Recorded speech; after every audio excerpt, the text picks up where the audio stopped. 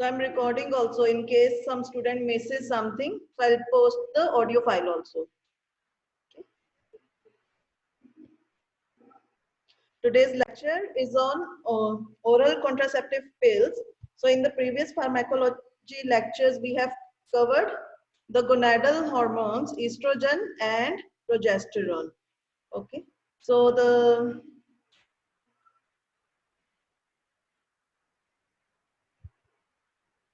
okay. So the specific objective of this lecture is to list the different hormonal contraceptives available, how they are, what is their chemical composition, their action, their pharmacokinetic properties, their physiologic and metabolic effects. Okay, to describe the clinical therapeutic applications of these hormones and to list the side effects and adverse reactions of these drugs. Okay, so we have already gone through this part. See, gonadal hormones, gonads means the ovum and the testis. Okay. So here we are specifically in this chapter, we are considering the female hormones. Okay. So ovaries, they secrete estrogen and progesterone, progestins. Okay. And a little bit amount of androgen also. Okay. Androgens are otherwise, they are the male hormones and they are secreted by the testis. So these hormones are regulated by LH and FSH, which are the gonadotropins. Okay. And gonadotropins are regulated by gonadotropin releasing hormone. Okay. So this is this has already been discussed with you. This is just for a reminder or a recap. Okay. So the menstrual cycle, suppose if we take the menstrual cycle to be of 28-day period, so the pituitary hormones LH and FSH are secreted as given here. So LH its level stays almost constant until before the ovulation, where the females experience the LH surge. Okay, and then the hormone levels drop. Then they stay again at a similar level. Similarly with the follicle stimulating hormone. So these have already been discussed with you. So if we check the ovarian activity, during the first half of the menstrual cycle, the follicles develop, and one of the follicle will develop the Graafian follicle. It will develop the ovum and secrete the ovum at the time of ovulation. Ovulation typically happens at 14th day of last menstrual period. Okay. And after secreting, the corpus luteum forms as it is depicted in this photo. Corpus luteum forms and then it degenerates. Okay, so this is the menstrual cycle in which pregnancy did not happen. Ovarian hormones that are secreted during the menstrual cycle are estrogen and progesterone. Estrogen level is typically high in the first half of the menstrual cycle, and the progesterone's level is typically high in the second half of the menstrual cycle. If we look at the cervical mucus during this time, suppose day 1, it is considered as the first day of the menstruation. And as long as the menstruation is ongoing, it is considered the infertile period. Then the cervix starts producing a thick mucus. By the time we reach the mid-cycle, the 14th day, the cervical mucus, it becomes watery. Okay. After the 14th day, again, it becomes thicker and thicker. Why this is of importance in the chapter of contraception? It is because the mucus, the thickness of the mucus is itself a barrier to pregnancy. Because if the mucus is thick, sperms have a difficulty to pass through it. Okay. So coming to the endometrium, this also has been discussed. So the glands start proliferating and then they are secreting and then the menstrual cycle happens. Okay. Basal body temperature. This is shown here. First half of the cycle is basically low and then it is high. So for pregnancy, the inoculation of the sperm should happen around the 14th day. This time, around the 14th day of the menstrual cycle, that is when the inoculation of the sperm should happen for the pregnancy to conceive. Hmm? But this is not very much 100% surety that if the inoculation happens at other times, then the pregnancy will not happen.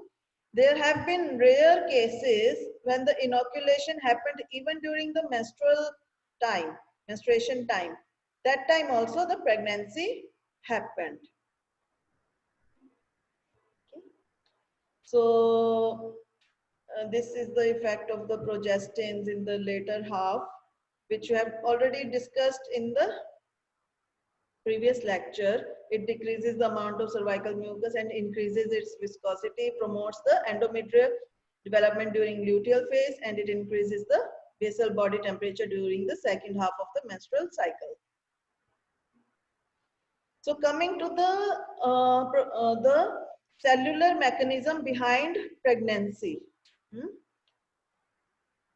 So what happens during the 14th day?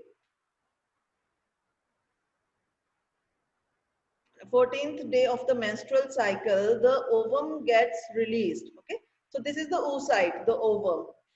All right, and if that time the inoculation of the sperm happened, one of the sperms enters the ovum and fertilizes it. Now it has become a fertilized egg, zygote. Okay, by the time so there is cleavage inside, it becomes 2 cells, 4 cells, 8 cells, then a morula, then early blastocyst, late blastocyst. Okay, so and around the day 8 to 9, there is implantation of the blastocyst. The blastocyst implants in the uterine wall. Okay. So once the implantation happens and the fetus, it becomes impregnated into the uterine lining, it is very difficult to remove it. So if we want to interfere in this process of fertilization, we have to do before the fertilization happens. Okay, that is when it is called contraception. Contraception means to interfere before the fertilization happens. Okay, after the fertilization and the implantation happens and the female, she misses her menstrual cycle, that's when doctors run the pregnancy test, and if it comes positive, then they have to employ other medicines or surgical procedures to dislodge the baby or the abort the baby. Okay, so coming to this first part of the contraception, that means to avoid the fertilization in the first place, which is the best thing to do if we do not want the patient to get pregnant. Okay, so hormonal changes during menstrual cycle I already discussed. Okay, so the hormonal changes if pregnancy happens are different. So this also I have already. Okay, so in this, what is the main thing is that the estrogen and progesterone, they do not decline if the pregnancy happens. They start to increase. And the human chorionic gonadotropin also starts to increase, and they help in maintaining the pregnancy. Okay, so this is the basic menstrual cycle. For now, we can keep it very simple. You see, if the menstruation happened during this time, during the first half, ovulation happens. So we have to interfere at this phase. Okay, we should not allow the pregnancy to happen if the patient is desiring such a thing. So medicines, hormones are given So that at this stage only, before the pregnancy happens, we disrupt the process. Okay. So coming to the contraception, contraception means interception in the birth process at any stage, ranging from ovulation to ovum implantation. Types of hormonal contraceptives. Hormonal contraceptive types are oral contraceptives, injectable contraceptives, recent methods like subcutaneous implant, intrauterine insert, hormonal contraception in men. Okay, so it's not only there for the females, contraceptive measures are also available for males. Coming to oral contraceptives that are taken by females, that are available for females. Okay, so we can here say that there are basically two types of oral contraceptives. One is the combination pills and the other one is the single hormones. Okay, so in combination pills, a combination of estrogen and progesterone in varying amounts or in phased regimens is given, means monophasic, biphasic, triphasic, four-phasic combination. In mini pills, progesterone only pills, it contains only one hormone, that is the progesterone. Okay. Postcoital pills also, it's mostly progesterone only pill. And then centroman, it is a non-hormonal estrogen receptor antagonist. Okay. This is also given in the chapter of estrogen and we can discuss it here also. Okay.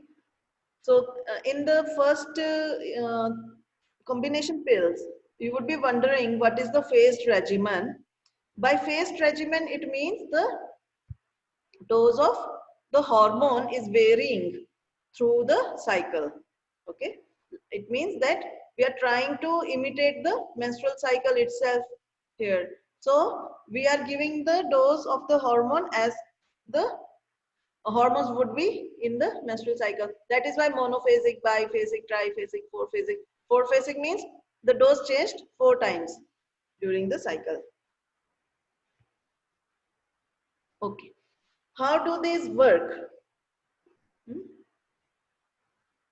So the main mechanism by which oral contraceptives work is by inhibiting the gonadotropin release from the pituitary. This is the main mechanism and we all should remember this at least. Okay, so what is the main mechanism? That there is inhibition of gonadotropin release from the pituitary. Progestins reduce the frequency of LH surge. Estrogens reduce FSH secretion. High doses of estrogens inhibit LSH as well. So this results in an ovulation. That is, the ovulation does not occur. Okay, so this is the most important mechanism. Second is the progestins. When what we do is we continue the oral contraceptive for like 21 days or 25 days maybe, and then we stop giving the hormones. Okay. Now the body is not producing its own gonadal hormones, so there is a withdrawal of hormones. Okay, and the body perceives it as a time to bleed. Okay, so progestin is the hormone that ensures withdrawal, bleed. So this is another mechanism by which contraception happens. Now estrogen and progesterone, they both, when they're given from the outside, they disrupt the proliferative and secretory phases of endometrium, reducing chances of nidation of ovum. Okay. Progestin increases the viscosity of the cervical mucus. In the beginning of this chapter, we had discussed that if the cervical mucus is thick, the sperms will not be able to penetrate. Okay, so progestin is the hormone which increases the viscosity of the cervical mucus, therefore inhibits the sperm penetration. Uterine and tubal contractions may be modified to disfavor fertilization. Okay. So what happens is when in the previous slide, when the ovum gets released, the tubes, they have a mobility. Okay, they help in the passing of the ovum from the ovary to the uterus.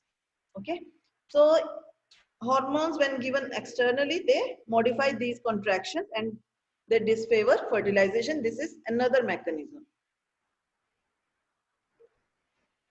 Even if ovulation and fertilization occur, the blastocyst may fail to implant because endometrium is either hypertrophic, hyperproliferative, or hypersecretory or atrophic, not suitable for nidation of the fertilized ovum. Okay, and the postcoital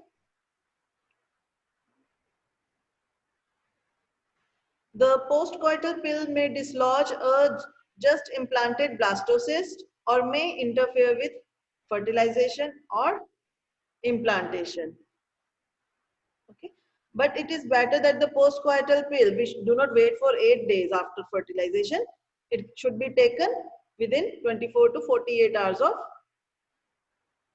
the sperm implantation. Okay. Okay. Coming to the pharmacologic effects, what is the effect on the ovary? See, we have already reviewed the chapters on estrogen and progesterone. So we can guess what could be its effect on the ovary. See, if we are giving oral contraceptive pills for a long time, it will surely depress the function of the ovary. Okay. Follicle development is minimal. Corpora lutea, large follicles, stromal edema, etc. These are absent. Okay. Why it is happening? Because the normal the gonadal hormones are not being produced. We are giving it externally. So the LH and FSH are low. So that is why the ovaries become smaller. More than 97% women will menstruate within 3 cycles of discontinuation of OC pills. So if we discontinue the OC pills, the ovaries have a chance to return to normal in 97% of the females. Effects on uterus after prolonged use of the OC pills. Cervix may show hypertrophy and even polyps may form. Polyps, if you understand, they are small lumps. Okay, and they are mostly formed of the endometrium or the myometrium. Okay, so polyps, they may form, and thicker post-ovulation mucus will be there. It stimulates the glandular secretion in the luteal phase. So these are the effects on the ovary and the uterus. Okay, what is its effect on the breast? Since we are giving the hormones externally and the tissue of the breast is also under hormonal control, there might be stimulation and enlargement of the breast and suppression of the lactation after pregnancy. When after the baby is born, if the woman starts taking the OC pills to avoid next pregnancy, so it may suppress the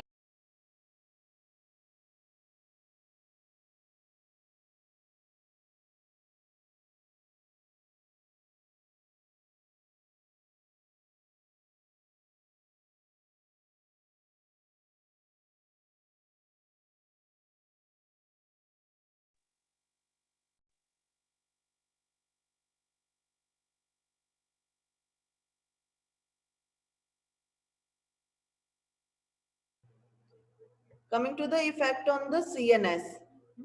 Estrogen increases the excitability and progesterone decreases excitability of brain.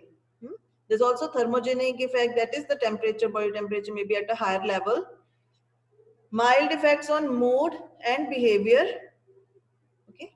Estrogens are being employed for treatment of premenstrual tension syndrome, postpartum depression, climacteric depression also.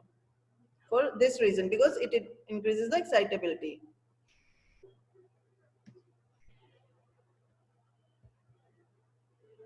Effect on endocrine: inhibition of gonadotropin release, alter structure of adrenal, and increase levels of renin and aldosterone. Effects on blood: so this effect is very serious. It may cause serious thromboembolic phenomenon.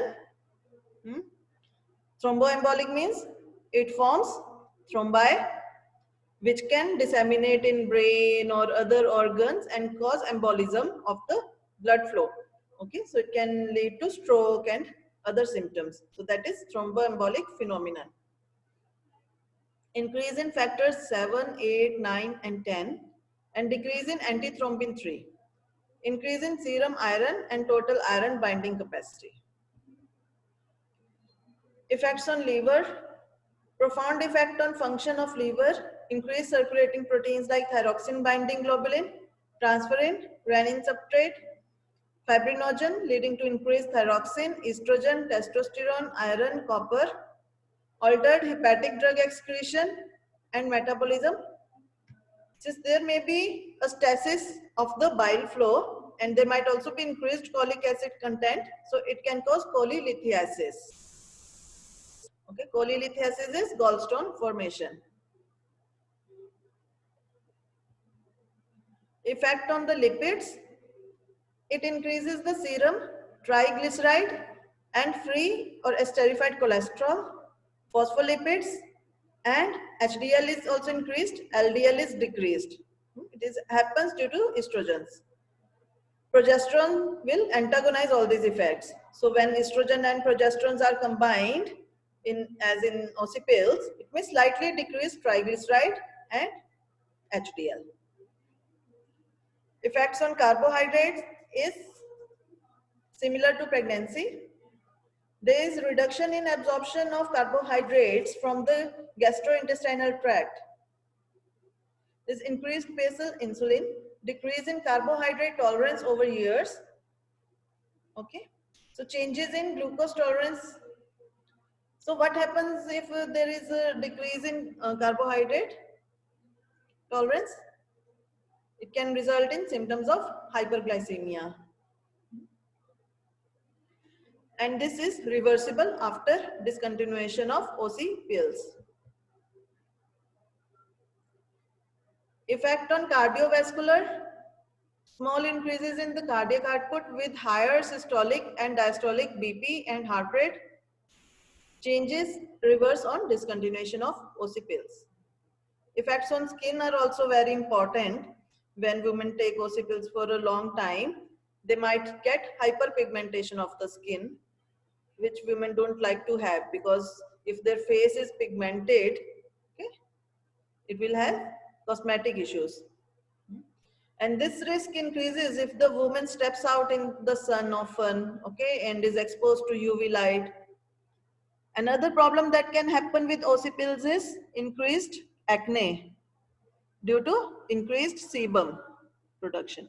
Okay, while in some other women there might be a lower incidence of acne. Okay, especially in those women who get acne due to higher levels of androgens in their system. Okay, so in those cases, OC pills can be beneficial. Okay, so coming to the clinical uses of OC pills, one big use is oral contraception. Okay, it is easy to administer, very effective. Risk of pregnancy is only 5 to 12 per 100 women years at risk.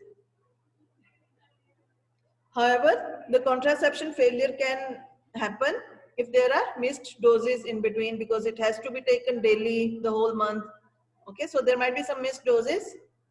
Also, if it is taken with phenytoin or antibiotics, which reduce its efficacy. Then in endometriosis is when endometrium-like tissue is present outside the uterus. So whenever menstruation happen, that tissue will also bleed. Okay. Suppose if it is bleeding into the peritoneal cavity, then it will produce pain and other symptoms, and it might also produce sepsis also. So in these cases, severe dysmenorrhea will happen. Okay. So whenever the they get the menstruation, there will be severe pain along with. Hmm? So if estrogen is given alone, it may result in suppression of ovulation and also will cause painless periods in these cases.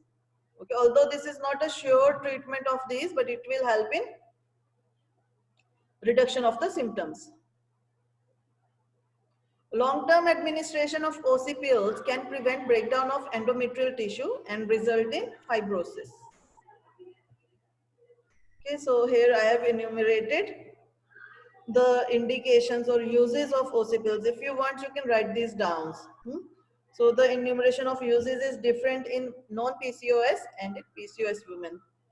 PCOS is polycystic ovarian syndrome, in which many metabolic changes happen. For example, obesity. In ovaries, there are many cysts. Okay, so there are menstrual disturbances also. So in PCOS women, it can be used as a contraceptive to control the menstrual problems, to take care of the hirsutism, acne. It can also help in assisted reproduction, okay, and prevention of endometrial cancer in them.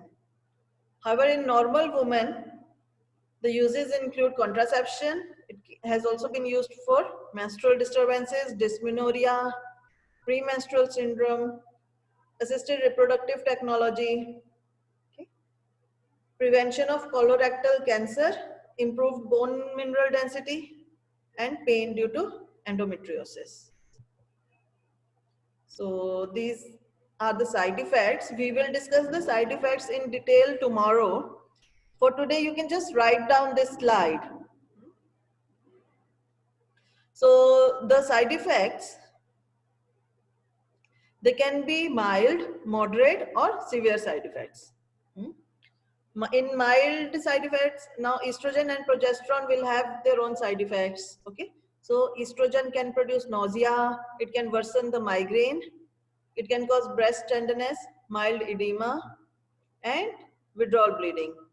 Progesterone, it causes increase in the appetite, it can cause acne, it can cause decrease in libido and increase in body temperature. In moderate side effects, estrogen can cause vertigo, leg and uterine cramps, precipitation of diabetes. While progesterone can cause breakthrough bleeding. Breakthrough bleeding is during the middle of the cycle, like 14th, 15th day, some bleeding will happen. That is called breakthrough bleeding. And it can be a cause of concern to the patient because she thinks that she might have gotten pregnant by mistake or some problem has happened. Okay, although this is harmless. Breakthrough bleeding, monilial vaginitis, amenorrhea. Amenorrhea is absence of periods, weight gain, and hirsutism. Hirsutism is facial hair in women.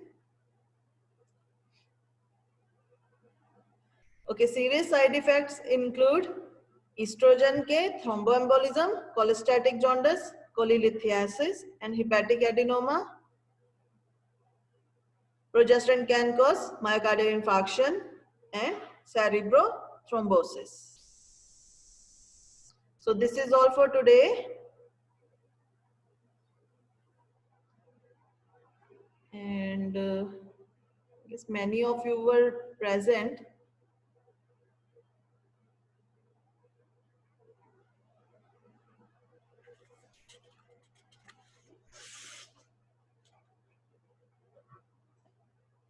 Okay, I'll just remember the roll numbers.